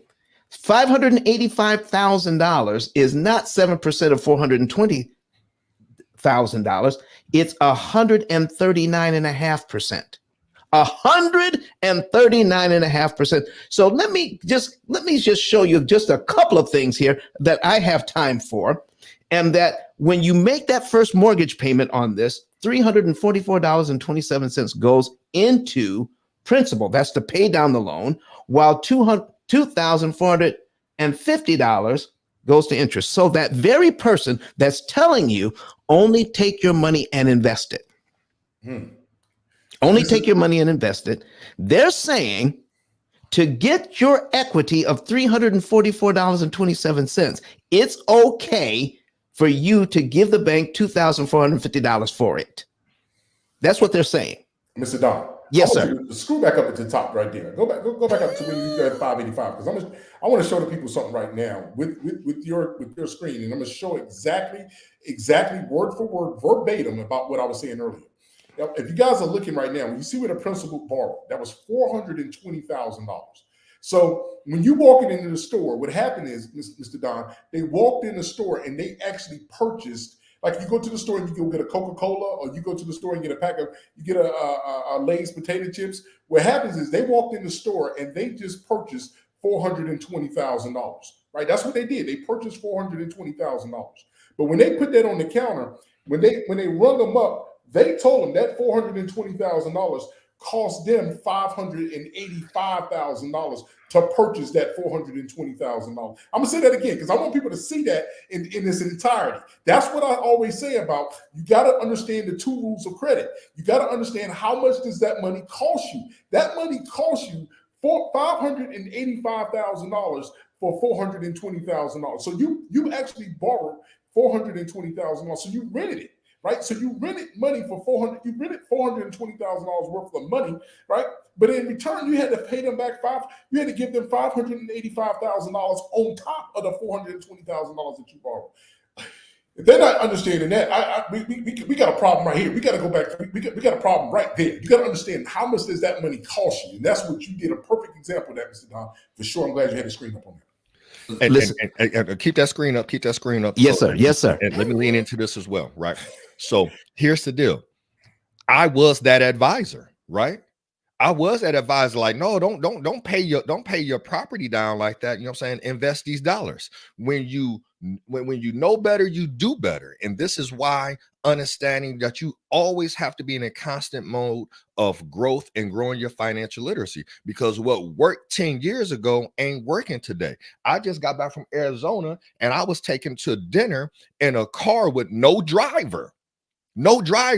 It was a driverless car. You can go to my Facebook page and check it out. No driver took me and my business partners to dinner, right? So you have to stay in a place of always learning and being in the right environments, being on episodes like this and listening to podcasts and things of that nature. Because Mr. Daniel, when you broke this down to me, and I'm a numbers guy, anybody who knows this, let's strip away Perry's a financial advisor. Perry's degree is in math with a minor in biology. I do numbers, but sometimes knowing what number to look at, right? So many folks get hung up on interest rate, but you're not looking at the total pay, the cost of the money, going to Flame's point. And hey, 139%. Why would we tell somebody, like, if you don't know that number, if you're not really understanding your amortization schedule the way you do such a great job breaking down to people, they don't know any better. But after you know it, and you've now been exposed to it, like after you decide to take the red pill or the blue pill in the matrix, and now you see it's a different way, then it's up to you then to then go ahead and like, okay, I need to get more information on this piece. So this is super powerful right here, right? To understand these numbers, to Flame's point, that's how much the money cost you. That was your cost of those funds, right? And you're actually paying more for the cost of those funds than the actual funds that you actually got. So when we start to really understand the math, because the math is there, just sometimes we don't know what number to look at. Same conversation I had with folks when they're like, hey, when the PPP loans was popping and Cass was getting those, and it's like, oh, well, I ain't gonna do what I'm supposed to do with the money. I'll just pay back to, the 1%. You do realize that was like 1% over 12, 24 months. A 1% loan, they get caught up on interest rate, but not realizing that that monthly pay was more than they could even afford. So again, we get so caught up on interest rates and not focus on the terms. And what you did right here and what Flame really highlighted is the terms of acquiring this money, right? And with those terms right there, how much money could you have available if you were paying this off in a smarter way, right? With the debt cancellation, that frees up capital to do those other things. Like when we first ran our numbers and I saw our savings was some crazy like $600,000-$700,000, I like, this is a no-brainer, right? This is a no-brainer. So, but it's understanding what numbers to look at. Everybody get focused on interest rate versus the actual terms. And that's what's genius about showing this, is because now you see the real terms. So great, both of you, great job on that. Wow. Watch this, ladies and gentlemen. Listen, folks, you guys are hitting the nail on the head. I am so glad we did this show today. I'm so glad you are in the house so that we can kind of pull all these ideas together and have a holistic view of our money. But take a look at this. Okay, take a look at this. Let's say I make my mortgage payment in January, and this much goes to principal, this much goes to interest. February's principal payment is $346.28.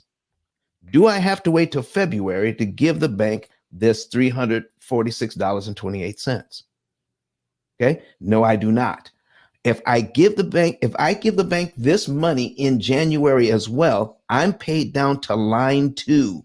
That money, that $346.28 is sitting in my bank account, making 1/10 of 1%.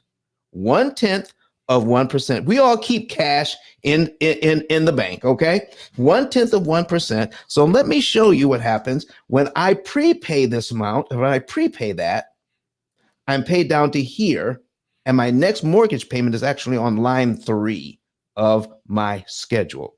I just eliminated line 2 from this mortgage, compressed the amortization schedule. Payment number 1 is now touching payment number 3.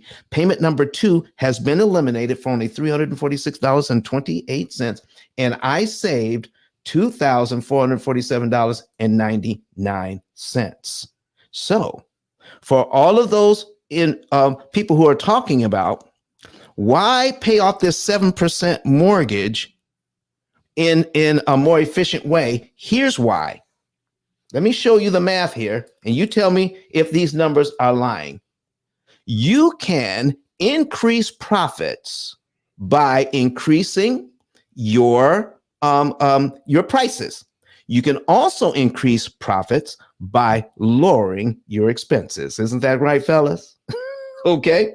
So let's see. My expense is my interest expense. And so I'm going to invest I'm going to invest $346.28, and I'm going to save. Do you know I saved this $2,447.99? I never have to pay the bank. That's going to be my benefit from paying that money early. I do not have to give the bank this $2,447.99. So I just increased my my equity, but I got the equity for free. I don't have to pay them that $2,000. Let me show you what happens here. Here's my benefit. $2,447.99. What did I invest to save that money? $346.28. So I divide that by $346.28. To figure ROI, when I get this answer, I multiply the answer by 100. Okay. So now here's my answer. All right. Equals, then I multiply this by 100. That 707% return on my money. So while the other guys are telling you don't invest in your mortgage, take all of your money and put it into an investment, there's not an investment counselor out there that can take $346 and guarantee a 700% return on your money, while at the same time, with a plan, you can know I'm going to invest money over here, and I'm going to take a small amount of money over here, and I'm going to decrease the amount of interest that I pay on this loan. And here's my last piece. By doing a strategic plan using an AI-powered computing platform that's going to optimize your interest savings with the right amount of money so that you can also invest. This is not talking about either or, ladies and gentlemen. We're talking about both and. Saving money on this side and making money in compound interest on the other side, but using the right proportions. We're going to help you to find the right proportion. And here's the last thing you need to think about.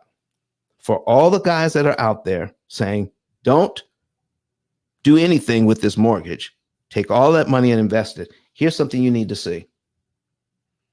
Here's how much money the bank wants you to pay. Guess what? If you pay that interest, you can't also invest that money. If you pay it, you can't invest it. And that's when we're talking about that is an opportunity cost lost.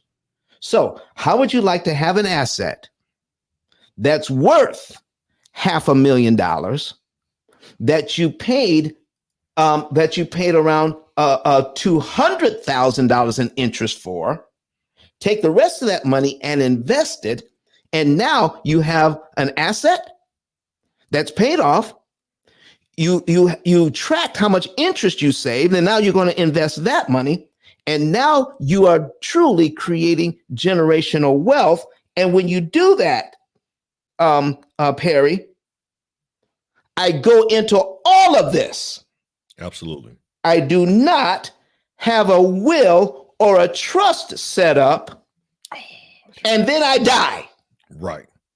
So you done ran this entire play, right? You done got to the bag, and you didn't cross the T's or dot the I's, and you ain't got no paperwork. So again, don't talk to me about no generational wealth unless you show me paperwork, period, point blank. Before the generational wealth means you can pull up paperwork right now. So this is spot on. So like that 700% return or whatever that number we had in there. And again, I've been in my industry 20 years. I can't go to a client and be like, I'm gonna get you 700% return on your money. Like legally, I can't do that. But when I saw this, I knew I have to reframe and unlearn what I was conditioned to learn over those years, because when we first got into the industry, that was absolutely the deal. No, don't pay your mortgage off. You're at 3, 4, 5%. You know what I'm saying? Invest those dollars. And what's lovely about having a holistic plan is, again, when we said, y'all, the foundation of having a holistic plan to reduce your risk on investments is cash flow mastery. And this comes into the cash flow mastery piece right here. This is cash flow mastery. When you got this mastered and you got this down and you're not overpaying for capital and your credit profile is on point and you can go get more capital and you got an investor who's not, you know what I'm saying, who understands stocks, but is not going to try to throw you into it because that's not based on your investor DNA. I don't know how you cannot win, right? Like with this collaboration right here, appreciate that, Thomas, you know what I'm saying, for sure. With this collaboration right here, how can you not win? You got debt cancellation, you got build your credit to get access to capital, you got investors who understand that the goal is to create passive income to accelerate your timeline to financial independence. This is crazy. I need to take a picture of this. I'm gonna stop talking and just screenshot this. My bad. Y'all go ahead. That flame did it to me. Flame did it. Nah, because you can't. I mean, we got to just be able to tell the truth, right? Like, and I think that part of the process period, which I love so much, is when you're sitting there telling the folks, saying, "Hey, it's not a one-all to be all." The best information that I've ever received in life, right? And I've talking to came from a person who appeared to be homeless, right? Because I don't ever want to say who appeared to be homeless, who appeared to have, I always like to say appeared to have his whole life inside of a grocery cart. And he was pushing it. He had one shoe on and one shoe off. So, and the one shoe he had on was kind of flip-flopping with the mouth thing going on in the front, right? So you know that look of that person with the hair growing, that it turned into one big dread. It wasn't trying to grow dreads, it just came to one dread. Yeah. And the reason I say that is because he gave me the most. When it comes to information, he said these words to me. He said, do you know that if you can see it with your eyes, there's somebody in this world that made multi-millions off of it? That's real. Okay. He began to look and say, do you see the dirt? There's somebody that sells dirt that's a multi-millionaire selling dirt. He said, do you see these power lines? There's somebody that makes multi-million dollars in selling power lines and selling poles. And he started talking about the cars that was driving down the street. He started saying all of these things. So the more of the story is, there's not one way to make some money. Going back to what Perry's point is, right? It's the best way to make money for you. So when you're saying that, hey, you have to invest your money in one particular area, that is dead wrong. Right? I'm a product guy. I like product. That's just what I do. I'm a product guy. I like buying products, right? I like seeing money return on products, right? Or when it comes to real estate, I'm in a total different area in real estate than anybody else has been, right? I buy cemeteries. That's just what I buy. I buy cemeteries, right? If there's a cemetery for sale, I'm going to be somewhere on a polling pole trying to figure out how can I acquire that cemetery, right? These are different attributes people don't talk about. But the more this thing is, what we're saying is, there's not a one-all for be-all. But the one thing that is the be-all, the end-all, is that you got to have access to some capital to make some of this stuff happen. And there ain't no ifs, ands, or buts around about that. You can have all the dream work that you want. But they got a saying, my granny used to say it, and I can't, if somebody can help me finish it out, if somebody in the chat can help me finish this out, it was something about works and faith and before, something like that. And then she said something like dead. So it's like works and faith and dead. I don't know. I can't put them words together, but if somebody can put them words together and put it in the chat, help me out right there with something like that. Granny always just give me sayings all the time. Can you help me out? Somebody put it in the chat. Something like faith, dead, and works. I don't know. Can you arrange that for me? Yeah, you talk about faith without works. Oh, it's okay, dead. got it. Okay, got it. Faith without works is dead. Okay, so listen, folks, don't go through all of this. Don't go through all of this. And you've seen it. You've seen it. Somebody passes off the scene. And now, instead of celebrating that person's life, y'all are fighting over the money of getting lawyers and spending up all the money on lawyers.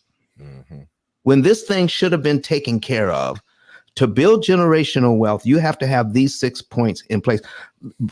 Folks, we got to be done in the next 10 minutes. So in the next 10 minutes, we're going to wrap this thing up in 10 minutes. Okay.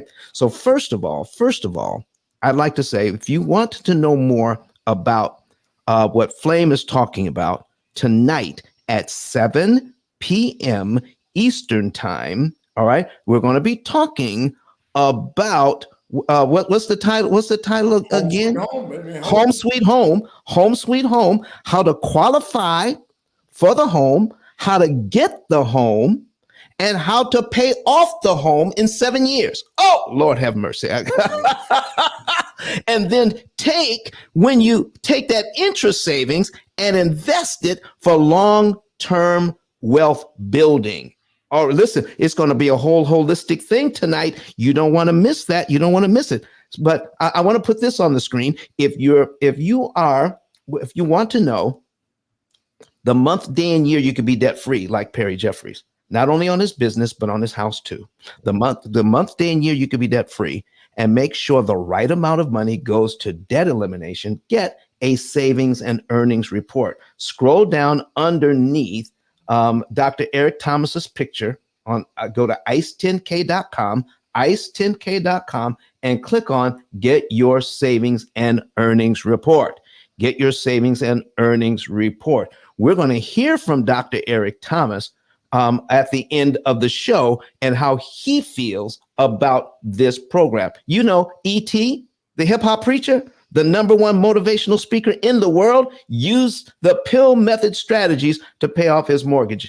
Get your free savings and earnings report today. And also get my book. All right. Get my book and start understanding how to eliminate debt from a new mindset perspective. It's not an ABC 1, 2, 3. But what it is, it changes your mind about money so that you will not go into this thing the wrong way. We have been taught how money works our entire lives the wrong way. We do this show so you can find out the right way. We're not talking about, I want to get this very clear today, and I'm going to go on record as that. We're not talking that this is a different way of doing it among other different ways. We're talking about everything you've learned about money before makes the bank money. If they're not showing you the numbers as to how it's working for you, it sounds good. It sounds logical, but it is totally irrational. When somebody says for you not to pay off a 7% loan when it really is 139 or 40% loan, they're not telling you the truth. Okay. So what you want is the right information. So I'm going to go on record and saying this is the best information you're going to get on finances here on the P.I.L.L Method Show. Not just something else you can do, but this is going to be the best thing you can do. Gentlemen, you have just a few minutes to give us a last word, and then we're going to put the links up again on Perry. You're going to be last. So Flame, we're going to put that Home Sweet Home thing up. Tell us a little bit about what we're going to get tonight. Man, listen, tonight is this is what you're going to learn tonight. You're going to learn how to acquire a home, right? You're also going to learn the process that it takes to get a home, right? You're also going to learn about, after you get the home, the steps that it takes to get to it, right? And putting you in the right lane. Like, so when you leave out of here tonight, right? Because I like actionable stuff, things to get done. I'm a things to get done type of guy, right? Tonight, you're going to be further ahead than you've ever been before of acquiring a home, right? I'm putting you tonight, start your 6-month process. I will have you in a home in 6 months, starting from today's date, right? So 6 months from today's date, you will be in a home. So we don't have no time to be he and gaga, and we got to get right to it so I can put you in a home within the next 6 months. Now, once you've gotten into that home, now what's going to also acquire tonight is about how you can be debt free from that particular home within the next 7 years. So now you've actually gained equity into your home, right? You listened to Perry, you heard everything that he was talking about how he used the P.I.L.L method and how it worked for him. You're also going to learn about how you can actually buy a home in 6 months. And listen to the word. I like to use my words carefully, right? I'm gonna use a derogatory word, and I apologize before I even start. The word is called A-N-D, right? And you're gonna pay it off in 7 years, right? So now I know some things of what I'm saying. I know my mouth is filthy by saying these type of things, but what we're gonna do is we're gonna take you to a different direction, which is not generational wealth. So I'm not gonna be talking about generational wealth. What we're gonna be talking about is the generational plan. Because I've never seen a grandmother in my entire life, and I've been in the funeral industry forever. I've never seen any person in their life leave their kids a cake or a pie when they die. Period. I've never seen it in my life. But what I did see was grandma leave the recipe in order to make that cake when she passed away. And so those are the things that you're going to get. So you guys can create that recipe so you can pass it down from generations to come. And that's what we're saying about the generational plan. You guys are going to get it. So you will have a home in 6 months, right? And on top of that, you're going to learn how to actually pay it off within the next 7 years. This stuff is phenomenal. It's off the chart, off the chain. Hit the button right now, because I'm telling you now, I only got limited seats for the night. Only got limited seats. I think they're getting ready to fill up anyway. But if you guys hit this link right now, it's going to be, I want you there. And I don't want you just there. I want the people that are surrounding you there as well. And remember, and I want you to hear me clearly before I leave out. And that is, if you do not share this link to the people that you say that you love you to, you are now officially a hater. Bye, hater. Bye. Bye. All right, Flav. Listen, be there tonight, ladies and gentlemen. But Perry, as you wrap up today, we have a question here for someone, all right, for someone who just woke up and realized they have been doing the whole money thing wrong. Okay, what do they need to do to get on the right track as you wrap up? Because we're going to be done in the next 2 or 3 minutes. Yeah, I saw that question, and there's so many different things that a person could do to get on the right track, right? But I would say the first thing is, if I reference the book 15 Invaluable Laws of Growth by John Maxwell. I'm also a John Maxwell coach and developer. In that book, the first law of 15 Valuable Laws of Growth is the law of intentionality, right? So you have to be intentional about growing your financial literacy. The reason you've been doing money wrong is because there's some things that you probably need to unlearn. And in order to unlearn, you have to get in rooms like this, and you have to ask questions just like that. And you have to start to grow your financial literacy and start to rewrite your money story. So we talked about your money story as being your financial DNA. So my financial DNA had me where I was going to be 6'2.5", 6'3". That's just what it was. But what I can control is what I eat and how I work out. So I can choose to be, my DNA said I'm gonna be 6'3", but my decisions determine whether or not I'm gonna be 200 or 300 pounds, right? So being intentional now about what you ingest, and I'll leave this, is one thing to ingest is another thing to digest, right? So you want to make sure that you're in the rooms where you're ingesting the right information, or even different information, just to give you a different perspective, because you have right and wrong, you have in the middle, it is all perspective.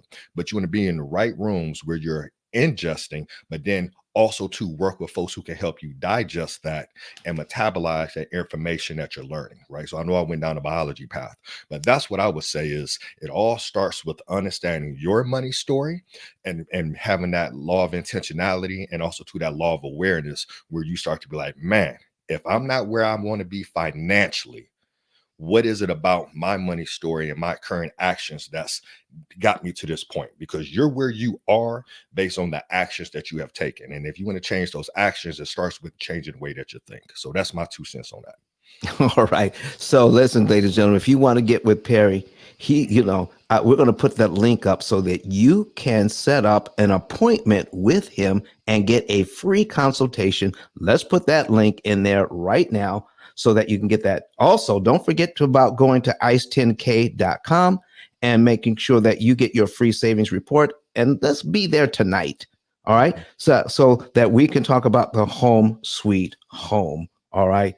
And listen, we also want to make sure that you're here for next week. Okay. So let's do very quickly. We're going to be talking about, we're changing Sunday's show. Sunday's show is now going to be on the credit show. Sunday show is going to be the credit show, and Flame is going to be our special guest speaker for next Sunday. So you want to be there, and we're going to be talking about these people who pretend to fix your credit. They pretend to negotiate your credit away, and we're going to be talking about how scammy they are and what they're doing to ruin your life. So we're going to be talking about that, and Flame's going to be talking about that next week. All right. And so let's be there for that. And we have our other shows that are coming up as well on Wednesday and on Friday. So be there during the week. It's at 7 a.m. Central Time, 8 a.m. Eastern. And on Sundays, 9:30 a.m. Eastern, 8:30 Central. All right, folks. Listen, thank you so very much, everybody, for being here today. All right. And don't forget, ice10k.com. Go and set up an appointment with Perry and be with Flame tonight. Let's hear from Eric Thomas as we say goodbye to all of you and thank you for being here. See you on next week. Listen to me, y'all. But one of his mentees took us through one of their programs, and I paid off my mortgage. But guess what happened? My marriage went to a whole nother level. And you know why? Because my wife is a security freak. And even when I blew up, my wife would be like, oh, you blew up, but how long is you gonna keep making this kind of money? I was like, I don't know, forever. She's like, you sure? Because I'm gonna keep my license as a nurse just in case you don't. So when I paid the house off, my boy was like, you ain't gotta do that, you can do this. But when I paid the house off using that program, it took the stress level all the way down for my wife because we no longer had a mortgage. Does that make sense? That thing that was coming every month, that was getting on her nerves, we didn't have that no more. And so she was at rest.